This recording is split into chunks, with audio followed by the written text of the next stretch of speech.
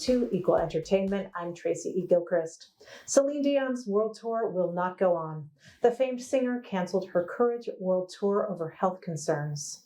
Dion told fans that it's not fair to keep postponing performances. She wants to get her strength and her voice back before launching a physically demanding tour. She recently announced she has stiff person syndrome. It's a rare progressive condition that attacks the nervous system. Dion says she's been having muscle spasms and sometimes has difficulty walking or using her vocal cords the way she usually does. She hopes to reschedule the tour when her health is improved. The new trailer for the Barbie movie is here, giving a glimpse into the Barbie world. In the trailer, Barbie is living a perfect life in the idyllic Barbie land. Then she notices some things aren't as perfect as they used to be. A character named Weird Barbie gives her a choice of whether to stay in Barbie land or see how deep the rabbit hole goes in the real world. Barbie hits theaters July 21st. The city of West Hollywood and WEHO Pride have announced the icons for the upcoming WEHO Pride parade. This year's icons include RuPaul's Drag Race, Laith Ashley, Niecy Nash-Betts, and Jessica Betts, and Melissa McCarthy. RuPaul's Drag Race will be honored as the drag icon. Laith Ashley will receive the Breakthrough Icon Award for his work as a model, actor, and activist. Niecy Nash-Betts and Jessica Betts will be recognized as trailblazer icons, and Melissa McCarthy will be acknowledged as the ally icon. Our parent company, Equal Pride, is a proud sponsor of West Hollywood's WeHo Pride. The HBO series Somebody Somewhere shows a side of America that rarely gets the TV or movie treatment. It takes place in the heartland in Kansas, and amid a story of working through grief, Bridget Everett's Sam finds love and friendship with a local queer community. The second season brought many laughs and tears, and I spoke with stars Murray Hill and Jeff Hiller about how the series realistically portrays queer people and chosen family. It's gently radical to be a queer person on TV at this time in this country, living life happily. And would you talk about what it means to you to model that sort of visibility for people? Well, it means a great deal to me. And I think that has been my kind of driving force since I started doing it, 1994 or 5, I think. And to get it, because when I do live shows for years and years and years, right, it's always opposite of what you hear. So the media, you hear the gay people this, hate discrimination, hate trans people, hate gay people here, and then I'm traveling all over the world, and it's just the complete opposite experience. And I part of that experience I created in these shows is because I really believe that camp and comedy is a way to disarm people. So you entertain people, but for me, it's been a political act. So if you see me and you're like, oh, I don't know what gender that person is, I'm scared, fuck them, scary, bad, and then they'll talk to me, I'm like, hey, how you doing? Yeah. How's the kids? Whatever. That's what I tell me. How's the kids? How's the wife? How's everybody doing? Yeah. You and then you tell jokes or whatever, or you connect with them, and then they're disarmed. Mm-hmm. So if somebody's laughing and smiling, it's a scientific fact that you can't hate at the same time. I just love portraying someone who is fully, well-rounded, three-dimensional, and I don't think that the writers are sitting down being like, let's be revolutionary in our representations of queer. I think what they're doing is saying, let's tell a really good story, and then they're allowing their characters to be multifaceted and just like people in real life are.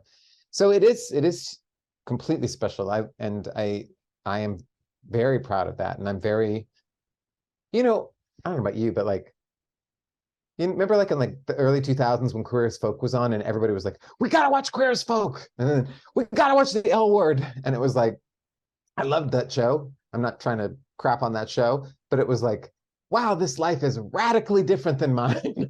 Right. Well, they were built off stereotypes, Right. Well, and they were all, physically perfect, compared to, like the mass idea of what attractive is and things like that. And I just like seeing a breadth of queer representation, seeing people from different places and who are, who've got Chubby, no eyebrows. Let's chubby. chubby, and no eyebrows. It's very important to me to represent for the no eyebrow community. It's time to say goodbye to the marvelous Mrs. Maisel. The series finale is finally here, and fans are celebrating the series as a groundbreaking glimpse into breaking into the comedy business as a woman. But before we say farewell, I had the pleasure of speaking with stars Tony Shalhoub and Marin Hinkle about a scene that tackles father-daughter dynamics and seeing your daughters as equals. Ask you a little bit, I'm trying not to give it away, but there's a very poignant scene toward the end of the season where Abe really considers his daughter and how he hasn't really considered her and has kind of dismissed a lot of what she does. And would you talk about that moment and what it's like for him to kind of come into that realization of all that Midge is? It's a moment that many parents experience, really, and that is when a parent sees their child not just as their child, but as a fully formed, autonomous being that they may not have had as much to do with as they would like to think. And for Abe, it's that moment of realizing that he's, his vision was somehow clouded, and now he's seeing her.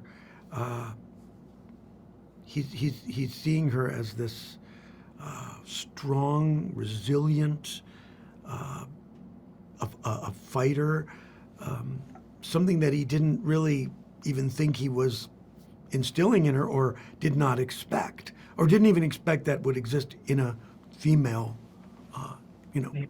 offspring. Right. And so it's a real awakening for Abe, and I could relate to that because I have two daughters around the age of the character of Midge, and I see that myself, that they are, they go beyond what you can even imagine, and that it has, it maybe has less to do with us as parents than we would like to think. I was so taken by that scene. I actually went and watched it. I happened to be in the village. I was taking a walk. I was like, oh, there's some trailers out here. What show is this? And then I went, oh my God, this is our show. And let me go see what scene it is. And then I went downstairs and I knew the actors in it, and I wanted to see Tony, of course, do that scene. And one of the things that I was struck with is how rare some particular people, some people don't say I was wrong very easily, right? Like some people do, like say, oh my God, I was wrong, oh my God, I was wrong. But this character of Abe, like, I don't think that's his thing so often. No, that's And so, not his no, default and so to position. have him go, whoa, I thought one thing and I'm not sure, and it's literally about like the gender issue. It's about his daughter and about men and women, how he spent so much of the episodes in the final season like believing in his grandson, and then all of a sudden he talks about his granddaughter like she's the one. You know what I mean? Like Right. she's the one that's the genius. And I just was so taken by the way you played that too, where you were like, I'm not sure I've been right. And I was so moved by somebody that would have one moment in life going like, I think I was wrong. Thank you for joining me for this Equal Entertainment. Visit us on the Advocate Channel YouTube page for more. I'm Tracy E. Gilchrist, and that's what's happening in entertainment.